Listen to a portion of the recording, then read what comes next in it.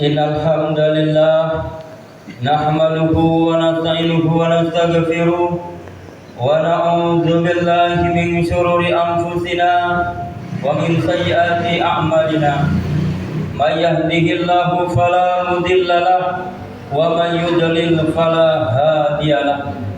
Asyhadu an la ilaha illallah wahdahu la syarika lahu wa asyhadu anna Muhammadan abduhu wa rasuluh. Allahumma salli wa sallim wa barik ala sayyidina Muhammad wa ala ali sayyidina Muhammad, amma ba'd. Fa ya ibadallah, usikum wa iyaya bittaqwallah, faqad fazal muttaqun. Faqala Allah ta'ala fil Qur'anil Karim, a'udzu billahi minasy syaithanir rajim. Bismillahirrahmanirrahim. Ya ayyuhalladzina amanu taqullaha haqqa tuqatih wa la tamutunna illa wa antum muslimun. Wa man yattaqillaha yaj'al lahu makhraja wa yarzuqhu min haitsu la yahtasib. Wa man yatawakkal 'ala Allahi fa huwa hasbuh. Innallaha balighu amrihi qad ja'alallahu likulli syai'in qadara. Ma'asyiral muslimin, sidang jamaah Jumat yang dirahmati Allah Subhanahu wa taala. Pertama-tama khutbah wasiat terkhusus bagi diri saya pribadi dan kepada jamaah sekalian pada umumnya. Marilah kita bersama-sama selalu meningkatkan keimanan dan ketakwaan kita kepada Allah Subhanahu wa taala dengan takwa yang sebenar-benarnya, yakni menjalankan segala perintah-perintah Allah dan menjauhi segala larangan-larangannya. Baiklah, pada kesempatan yang mulia ini kita masih berada di bulan Al-Muharram, bulan yang penuh keistimewaan, kemuliaan ataupun keagungan. Sebagai tema khutbah kita yaitu hidup untuk ibadah. Ma'asyiral muslimin, sidang jamaah Jumat yang dirahmati Allah Subhanahu wa taala, ayat yang satu ini tidak boleh dilupakan. Dalam surat Az-Zariyat ayat 56, Allah Subhanahu wa taala berfirman, a'udzu billahi minasy syaithanir rajim. Wa ma khalaqatul jinna wal insa illa liya'budun. Artinya, aku tidak menciptakan jin dan manusia melainkan agar mereka beribadah kepadaku. Hidup untuk ibadah, itulah yang wajib selalu diingat bagi setiap manusia. Bukan hidup untuk bekerja, bukan hidup untuk cari uang, dan bukan hidup untuk urusan-urusan yang lainnya. Hidup untuk ibadah. Memang tidak salahnya bekerja, tidak salah juga mencari dan mengumpulkan uang. Mencari kesenangan saat hidup di dunia juga tidak salah.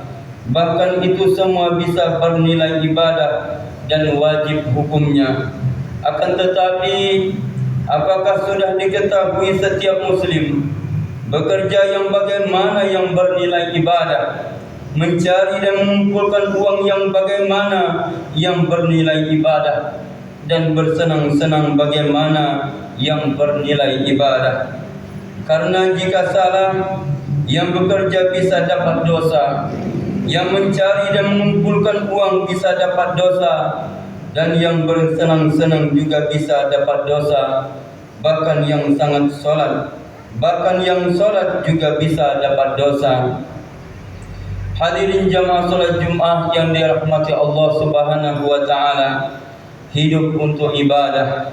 Hanya dengan belajar ilmu agama saja seseorang baru bisa tahu cara beribadah yang benar.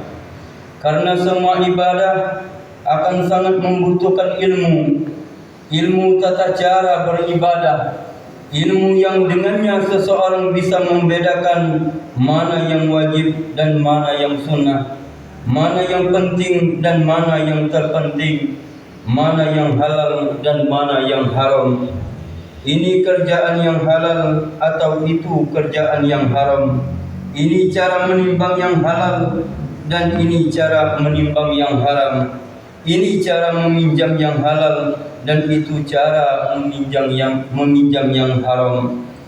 Dan Sahih Al-Bukhari diriwayatkan dari Abu Hurairah, Rasulullah sallallahu alaihi wasallam bersabda, Allah Subhanahu wa taala berfirman, "Wa ma taqarraba ilayya 'abdi bi syai'in ahabba ilayya mimma aftaratu 'alaihi." Dan hambaku tidak bisa mendekatkan diri kepadaku dengan sesuatu yang lebih aku cintai daripada yang telah aku wajibkan. Dan juga dalam Sahih Al-Bukhari diriwayatkan dari Abu Hurairah, Rasulullah sallallahu alaihi wasallam juga bersabda, A'udzu billahi minasyaitonir rajim.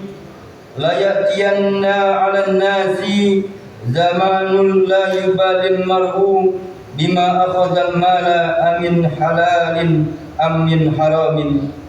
Sungguh pasti akan datang suatu zaman pada manusia yang ketika itu seseorang tidak peduli lagi tentang apa yang didapatnya, apakah dari cara halal ataukah haram. Karena ada sebagian orang ketika bekerja hanya memakai prinsip yang penting suka sama suka dan yang penting kita tidak saling memaksa. Dua prinsip yang demikian tidaklah cukup.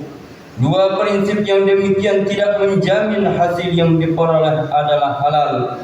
Hadirin jamaah salat Jumat yang dirahmati Allah Subhanahu wa taala, hidup untuk ibadah, meninggalkan semua yang dilarang atau diharamkan dalam Islam adalah salah satu bentuk ibadah yang sangat penting. Jangan sampai ada seorang yang rajin sholat, rajin ke masjid, rajin baca Al-Quran, rajin melakukan amalan-amalan sunnah, sementara bersamaan itu pula ia tidak juga meninggalkan hal-hal yang dilarang oleh Allah Subhanahu wa taala. Itu terjadi karena kurangnya ilmu, minimnya pengetahuan tentang ajaran Islam, padahal meninggalkan hal-hal yang dilarang atau diharamkan adalah sesuatu yang sangat besar manfaatnya. Dalam surah An-Nisa ayat 31, Allah Subhanahu wa taala berfirman, A'udzu billahi minasyaitonir rajim. In tajtanibu kaba'ira ma tunhauna anhu nukaffir ankum sayi'atikum wa nudkhilkum mudkhalan karima. Jika kamu menjauhi dosa-dosa besar di antara dosa-dosa yang dilarang mengerjakannya, niscaya kami hapus kesalahan-kesalahanmu dan akan kami masukkan kamu ke tempat yang mulia, yaitu surganya Allah Subhanahu wa taala. Dalam Sunan At-Tirmidzi diriwayatkan dari Abu Hurairah, Rasulullah sallallahu alaihi wasallam juga bersabda, A'udzu billahi minasyaitonir rajim. Ittaqil maharima takun a'badan nas. Jagalah dirimu terhadap hal-hal yang diharamkan, hindarilah dan jangan mengerjakannya, niscaya kamu akan dinilai seorang yang sungguh-sungguh beribadah kepada Allah Subhanahu wa taala.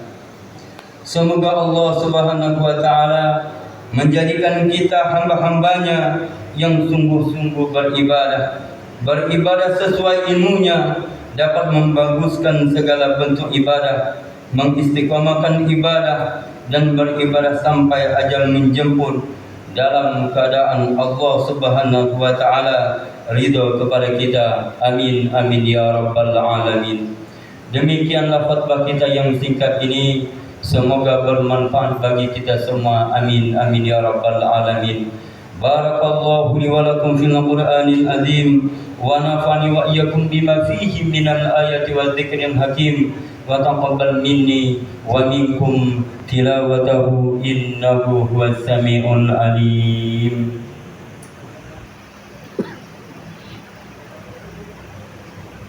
Alhamdulillah, Alhamdulillahilladzi an'ama alaina bi ni'matil iman wal islam.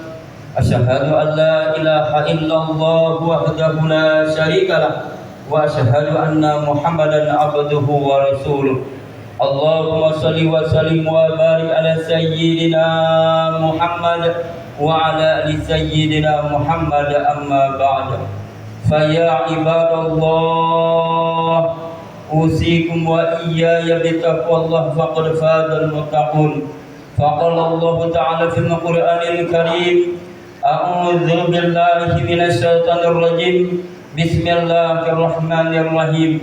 Ya ayyuhalladzina amanu taqullaha haqqa tuqatih wa la tamutunna illa wa antum muslimun. Inna Allaha wa malaikatahu yusholluna 'alan nabi. Ya ayyuhalladzina amanu shallu 'alaihi wa sallimu taslima. Allahumma shalli wa sallim wa barik ala sayyidina Muhammad wa ala alihi wa sahbihi ajma'in. Allahumma ghfir lil muslimin wal muslimat wal mu'minin wal mu'minat al ahya'i minhum wal amwat, innaka sami'un qaribun mujibud da'wati qadiyal hajat. Allahumma dafa'anna al-bala'a wal bala' wal waba' wal fasha' wal munkar wal baghy wal suyuf wal mukhtalifata wal syada'id wal mihan ma dhahara minha wa ma batana min baladina hadha khassa wa min buldanil muslimina ammatan, innaka ala kulli syai'in qadir. Rabbana zalamna anfusana wa in lam taghfir lana wa tarhamna lanakunanna minal khasirin. Allahumma inna nas'aluka bi ziyarati haramika qabla an tumitna bi rahmatika ya arhamar rahimin. Rabbana ya Allah, atina fid dunya hasanah wa fil akhirati hasanah wa qina adzabannar wa adkhilnal jannata ma'al abrar ya aziz ya ghaffar ya rabbal alamin. Ibadallah, innallaha ya'murukum bil 'adli wal ihsan wa ita'i dzil qurba wa yanha 'anil fahsya'i wal munkari wal baghi ya'idukum la'allakum tadhakkarun. Udhkurullahal 'azim yadhkurkum washkuruhu 'ala ni'amihi yu'tikum wa la dzikrullahi akbar.